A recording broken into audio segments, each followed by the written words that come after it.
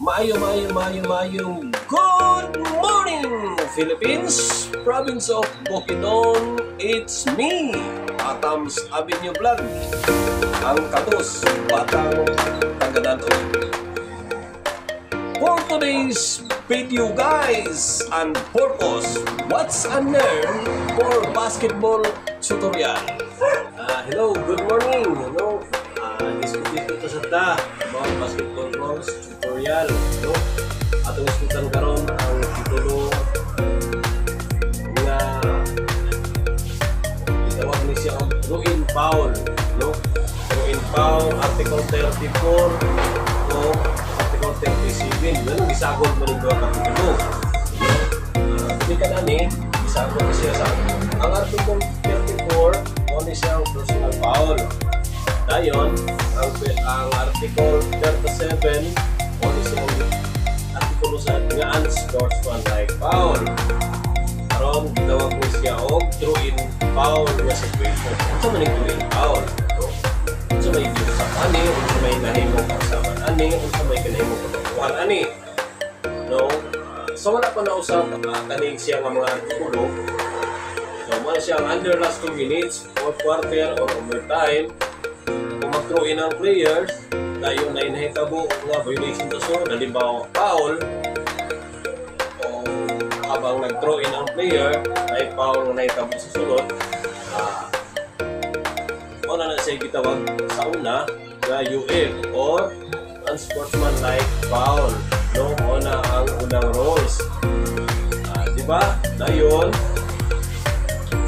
sa pagkakaroon, nga doon ay mga kausaban, no?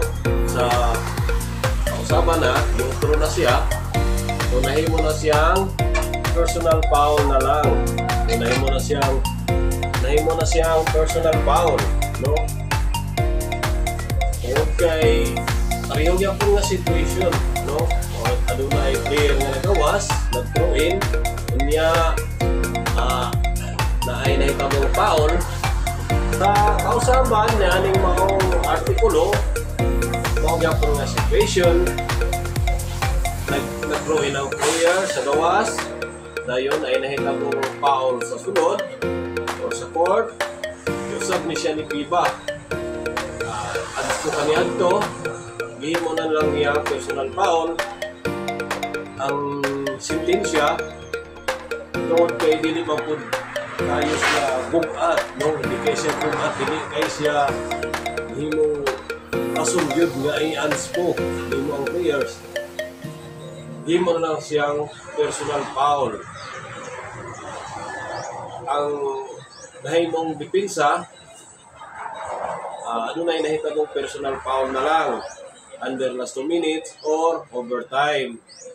Pero ang kausaban ani, kalahian sa pag-abot na sa penalties, tungod kay wala naman gikonsidera sa atong FIBA ang UF, di mo na lang siyang gitawag throw-in foul, nawala ang penalty na 2 free throws with no lineup and ball position, tungod kay dili naman siya unsportsmanlike foul. Ang hita mo na lang siya 1 free throw with no lineup, unball, position, throw in by the nearest infraction